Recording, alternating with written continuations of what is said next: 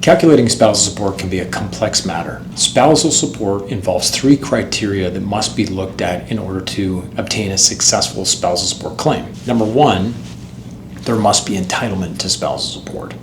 Entitlement to spousal support is broadly based on 3 different types of entitlement. The first type of entitlement is contractual spousal support. Contractual spousal support is where the parties at some point have agreed that spousal support will be paid upon the breakdown of the relationship. The second type of entitlement for spousal support is compensatory spousal support. Compensatory spousal support involves compensating somebody for the sacrifices that they have made to their earning potential, their savings, that now has impacted them because of the separation. Non-compensatory spousal support is the third type of entitlement. And non-compensatory spousal support is where you're looking at factors like a history of financial dependence, somebody being accustomed to a certain type of lifestyle, needs, particularly financial needs, as a result of the breakdown of the relationship. After the issue of entitlement has been determined, then we move on to the tricky business of figuring out the quantum of spousal support, or how much spousal support is going to be paid. Quantum of spousal support is based on determining the net disposable income of the parties if there are children involved, and then a sharing of that combined net disposable income. So the way this works is you take a look at Party A's income and Party B's income, you subtract off any taxes, and then you take off any child support that either party's paying. At the end, you have this combined pot of net disposable income that is then shared between the parties.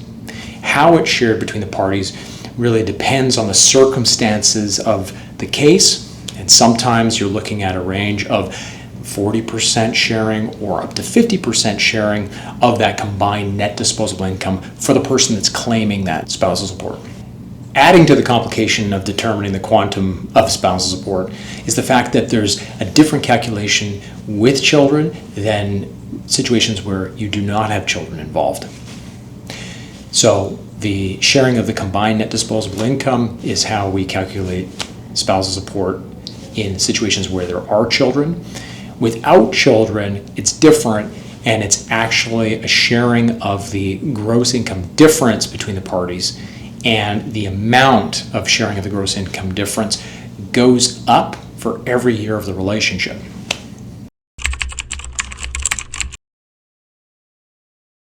After the quantum of spousal support is determined, the next thing that we need to figure out is the duration of spousal support.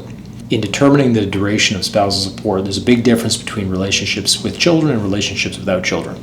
In situations where there are children, it gets more complex, but generally it will be a minimum duration of a half year for every year of the relationship to a maximum duration of until the youngest child graduates from high school. If it's a relationship without children, then the minimum duration is 1/2 year for every year of the relationship to a maximum duration of a full year for every year of the relationship. In those numbers there's a range for duration.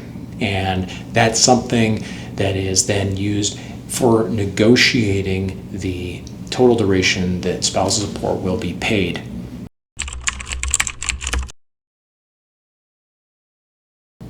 One of the major complicating factors with determining spousal support is determining the incomes of the parties. Because, of course, the quantum cannot be determined unless you understand what the parties' incomes are. In some situations, determining the incomes of the parties can be pretty straightforward. That's if they're employees and their income is just regular employment income.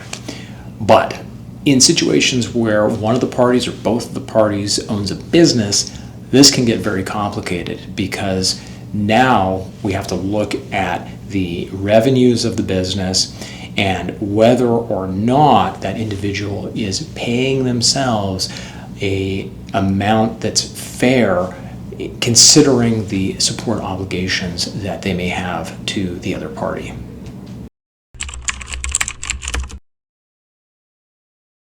Generally speaking, spousal support can be paid in two different ways.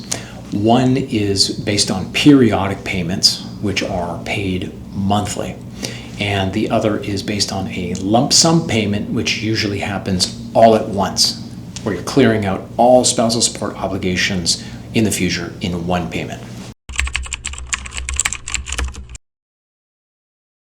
Periodic payments of spousal support are tax deductible by the person paying spousal support, but they are taxable income for the person who is receiving the spousal support.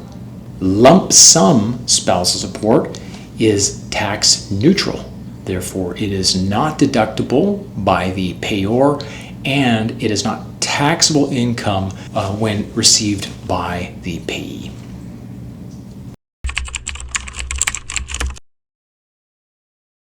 Sometimes spousal support can be modified. Spousal support can be reviewed and varied upon an application, or sometimes based on an agreement where the parties say that after a certain event or after a certain time that there may be a review and possible termination of spousal support payments. Some of the factors that may come up in a review of spousal support for varying the amount or possible termination includes things like one of the parties losing a job, one of the parties becoming ill and unable to work, one of the parties retiring, or even one of the parties passing away.